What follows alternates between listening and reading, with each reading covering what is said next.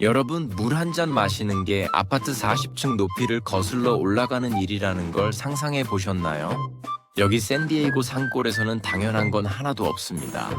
450피트 땅속에서 물을 끌어올리는 펌프가 멈춰버린 그날, 저에게 닥친 삼삼한 불짜리 위기를 어떻게 넘겼는지 지금 바로 보여드릴게요.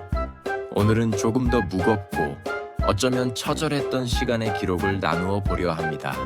산골 생활이라는 게 낭만만 있는 건 아니더라고요. 도시에서는 당연하게 여겼던 물 한 잔, 우편물 하나가 이곳에서는 생존의 문제이자 엄청난 숙제가 되곤 합니다. 저희가 이 산골에서 겪었던 그 힘겨웠던 사투 속으로 함께 가보시죠. 저희가 산 땅은 비록 집은 아직 없었지만 다행히 우물과 전기가 연결되어 있었습니다. 주소도 명확히 있어서 큰 길가에 우편함을 설치할 수 있었죠. 어떤 분들은 우편이 배달되지 않는 지역이라 매달 돈을 내고 마을 우체국에 PO 박스를 쓰기도 하거든요. 우체국 인폼 딜리버리 서비스에 등록해두면 매일 우편물 상황을 이메일로 알려줍니다. 그러면 필요할 때마다 오가며 확인하면 되니 참 편리하죠. 그런데 평화로울 줄만 알았던 일상에 첫 번째 균열이 생겼습니다. 바로 우물이었습니다.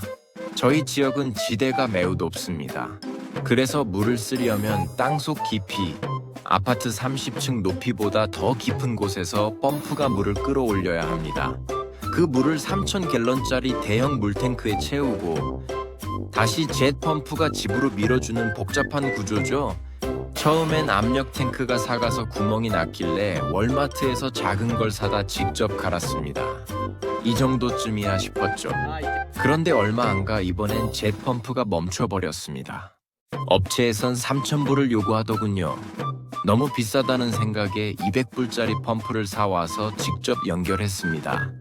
기술자는 그거 1년도 못 간다며 비웃었지만 웬걸요. 올여름이면 벌써 4년째 쌩쌩하게 돌아가고 있습니다. 그때의 뿌듯함은 이루 말할 수 없었죠. 그런데 펌프를 고치고 나니 또 이상한 일이 생겼습니다. 물을 전혀 쓰지 않는데도 펌프가 쉬지 않고 돌아가는 겁니다. 며칠 밤낮을 고민하다 결국 300불 출장비를 내고 기술자를 불렀습니다. 기술자가 오더니 5분도 안 돼서 원인을 찾아냈습니다. 기계 결함도 복잡한 기술 문제도 아니었습니다. 물탱크가 집보다 낮은 곳에 있다 보니 펌프가 밀어준 물이 중력 때문에 다시 물탱크로 거꾸로 흘러내려가고 있었던 겁니다. 펌프는 물이 빠져나가니 수압을 채우려고 계속 돌았던 것이고요. 단돈 몇 불짜리 역류 방지 밸브 하나를 사다 트레일러 밑에 다니까 펌프가 바로 조용해졌습니다. 비싼 출장비를 내고 배운 너무나 단순한 상식이었습니다. 그렇게 고비를 넘겼나 싶었는데 2달 뒤 진짜 비극이 찾아왔습니다. 어느 날 갑자기 물이 한 방울도 나오지 않는 겁니다. 확인해보니 그 큰 물탱크가 텅 비어 있었습니다. 원인을 찾아야 하는데 당시 저는 샌디에고 타운으로 일을 하느라 낮에는 땅을 돌볼 시간이 전혀 없었습니다. 급한 대로 퇴근길에 5갤런짜리 물통 여러 개의 물을 받아 집으로 날랐습니다. 그렇게 몇 주를 버텼을까요? 어느 날 너무 늦게 일이 끝나 산골 집으로 올라가지 못하고 있을 때 아내에게 연락이 왔습니다. 미안한데? 나 이제 더 이상은 못 버티겠어. 물을 아끼고 아껴서 요리하고 설거지를 하다가 결국 위생 문제로 아내가 배탈까지 났다는 소식에 가슴이 무너졌습니다. 가족을 위해 시작한 산골 생활이 오히려 가족을 병들게 하고 있다는 미안함에 저는 괜찮아? 일단 내려와 라는 말밖에 할 수 없었습니다. 그때는 정말 산골 생활을 포기해야 하나 심각하게 고민했습니다. 다행히 물 배달 업체를 알게 되어 간신히 숨통을 틔우고 저는 틈만 나면 유튜브를 뒤져가며 공부했습니다. 어느 날 우물이 얼마나 깊은지도 모른 차에 무작정 한번 파이프를 힘껏 끌어올려 봤습니다. 그런데 생각보다 너무 쉽게 쑥 올라오는 겁니다. 아, 생각보다 그렇게 깊지 않은가 보다라고 생각하며 안도하던 찰나 갑자기 파이프 하나만 쏙 빠져나왔습니다. 전기선은 싹둑 끊어져 있었죠. 멘붕기였습니다. 파이프와 전선이 끊어지면서 펌프가 저 깊은 어둠 속으로 추락해버린 거였습니다. 수소문 끝에 지역 전문가들이 왔고 두 번째 온 전문가는 크레인까지 가져와서 펌프를 꺼내려 했지만 끊어진 전선 조각만 나올 뿐 펌프는 요지부동이었습니다. 결국 우리 장비로는 안 되겠다며 포기 선언을 하더군요. 정말 하늘이 무너지는 것 같았습니다. 펌프를 못 꺼내면 우물을 새로 파야 하고 우리 지역은 그 비용만 삼삼한 불이 든다는 말에 마음이 착잡했습니다. 마지막 희망으로 세 번째 전문가가 와서 드디어 450피트 땅속 낚시가 시작되었습니다. 첫 번째 시도, 결과는 역시 실패였습니다. 고개가 저절로 숙여졌습니다. 그런데도 사장님이 묵묵히 두 번째 시도를 하더군요. 별 기대 없이 멍하니 바라보고 있는데 이번엔 한참 동안 크레인을 끌어올립니다. 사장님은 무표정한 얼굴로 계속 조종간만 움직였습니다.